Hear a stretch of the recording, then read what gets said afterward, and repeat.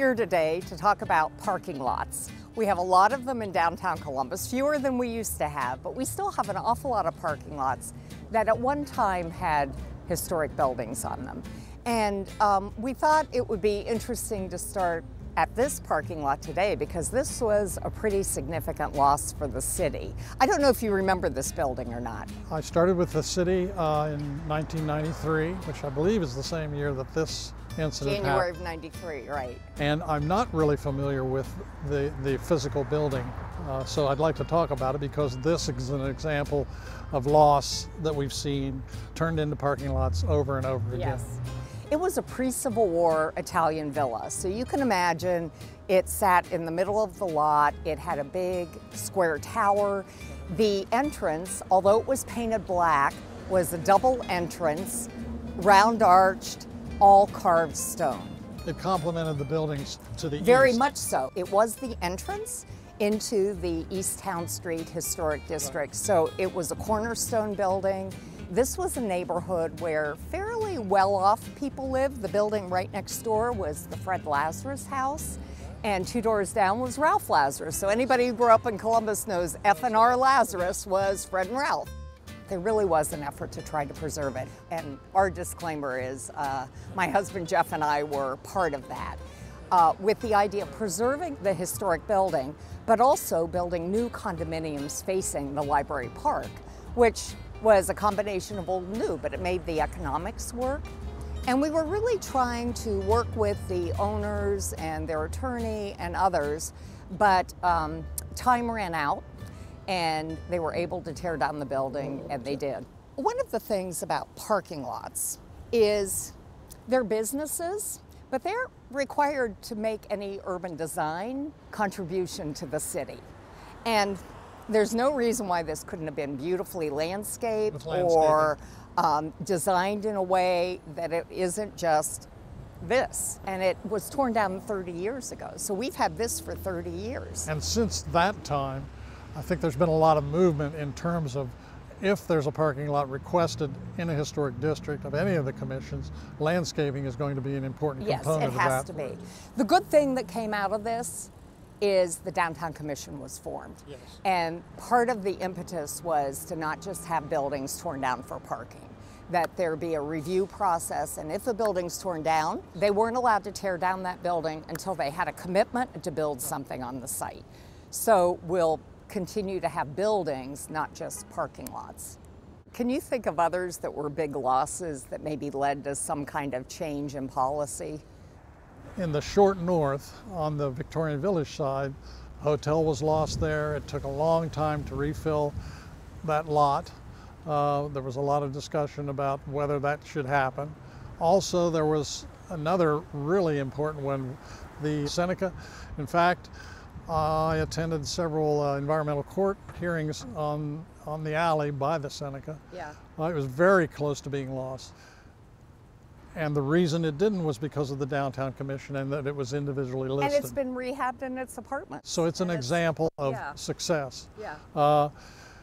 Once a building's gone, it's gone forever. And you can't adaptively reuse a vacant lot until you rebuild. And there are good economic incentives now to help people rehabilitate. So with a lot of imagination, a lot of creativity, we're seeing developers around Columbus do amazing work. We are. Especially just recently. And I know you were involved with the municipal power plant, the East Market that was ready for demolition, could have been a parking lot in that area. One of the ones that comes to mind for me is in the Brewery District. The King Gambrinus is still there, but the August Wagner Brewery. Now, it's not exactly a parking lot, it's a little green space, but I remember when that building was torn down.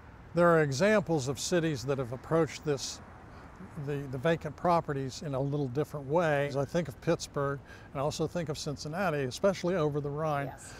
Many, many buildings were sort of mothballed and kept.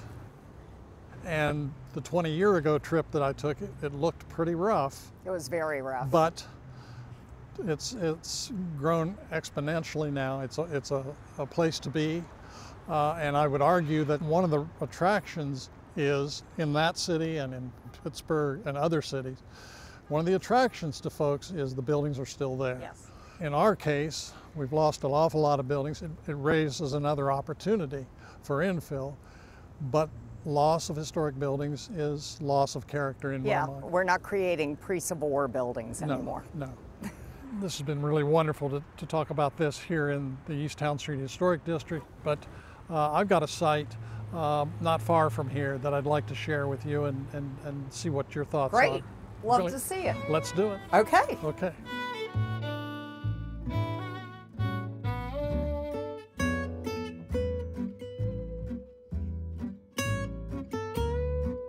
Okay, Nancy, we are at Main and South High Street, and this is another example of a parking lot where buildings have been taken down, and there's no landscaping here. This is also the location of the former Franklin Federal Savings and Loan Building, which was on the corner here of High and Main. And also the most recent demolition was the Main Street Bar. And interestingly enough, the Main Street Bar building was torn down just recently, and down the block here, about a half a block away, there's a building very similar to that it was rehabbed, saved, with 2 new builds beside it. That's a great example of combining old and new, and that's really what we're dealing with in this city. We have lots of pockets of parking lots with 1 or 2 historic buildings standing alone, and the wonderful, exciting, creative challenge is how do you incorporate those into a new development? And to me, the most exciting thing that can happen is a bit of the past and a bit of the present and future. It takes a little more work, sure. It takes a little more creativity, but it can be done. After having talked about these 2 recent sites and all the vacant lots all over town, I thought it might be important for us to sort of consider the future use of cars, the future need for parking, and what changes do you see may be happening, and I can talk about that as well. People are going to be driving cars. Sure. We recognize that. Is this the highest and best use and the best way to provide parking?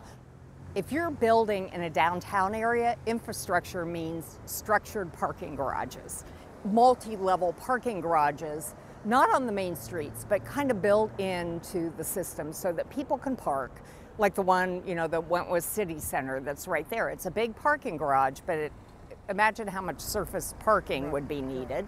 I think that there are two points that I always like to point out to commissions and to clients. The design of structured parking doesn't have to be just a cement building that looks like a parking garage. There are all kinds of design solutions for that fit in with the neighborhood. Exactly. That's the first piece. Second piece that I've talked to developers about, and sometimes they push back on this, but I think there needs to be a lot of consideration about when parking levels are being added to a building, a new build, or a parking garage standalone. Being able to convert that to another use outside of parking is something that successful cities are looking at now. To give you an example, right behind us, the Julian, it's a former industrial building. They designed the parking inside the industrial building, but the way they designed the parking, if that parking isn't needed, they can convert it to more apartments.